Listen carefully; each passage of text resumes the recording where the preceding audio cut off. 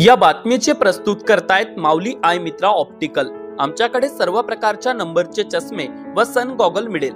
आमचा पत्ता Yawalkar petrol pump समोर वरुड।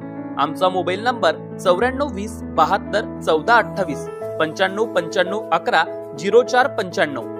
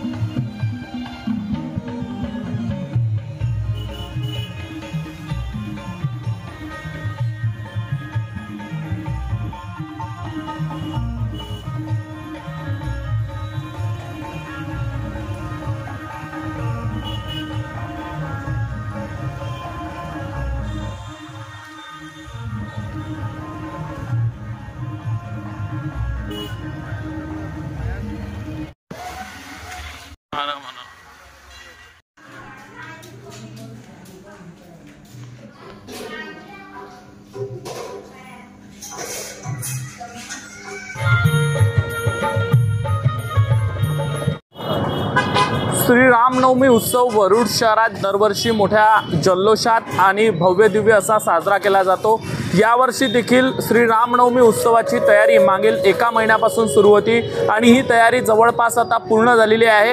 येणाऱ्या 17 तारखेला श्री रामनवमी उत्सवानिमित्त वरुड शहरात भव्य दिव्य शोभायात्रा निघत असते आणि या वर्षीच्या शोभायात्रेचं जे भव्य दिव्य आयोजन आहे ते वेगळ्या प्रकारचं करण्यात आलेलं आहे।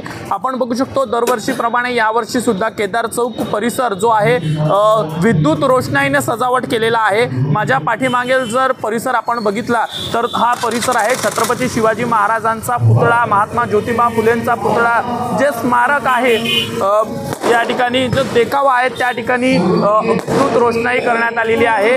आणि जर इतर बाजूने जर बघितलं तर संपूर्ण केदार चौक परिसर विद्युत रोषणाईने म्हणजे लाइटिंग सजावट केलेला आहे।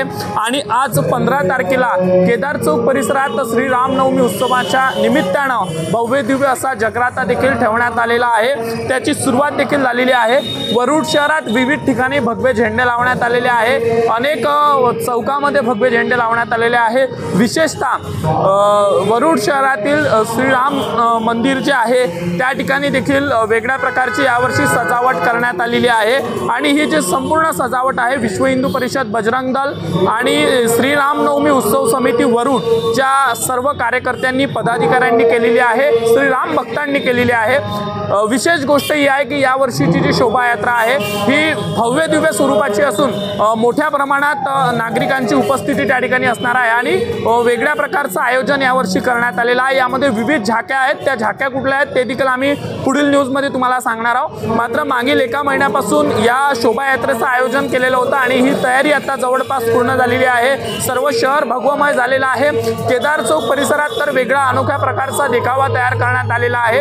आणि यावर्षी प्रभू श्रीरामांचं मंदिर अयोध्या येथे तयार झालं आणि प्रभू श्रीरामांच्या मूर्तीची प्राणप्रतिष्ठा झाली आणि त्या निमित्तानं यावर्षीची जी शोभायात्रा आहे वेगळ्या स्वरूपाची निघणार असून भव्य दिव्य स्वरूप या शोभायात्रेला येणार आहे आणि त्याचीच ही तयारी आता पूर्ण झालेली आहे। कुठल्या झाक्या आहेत, कशी शोभायात्रा असणार आहे याची देखील माहिती आम्ही पुढील न्यूजमध्ये तुम्हाला देणार आहोत। पाहत राहा। कॅमेरामॅन सागर निंबोरकरसह अविनाश बनसोड, अमरावती टुडे न्यूज, वरुड।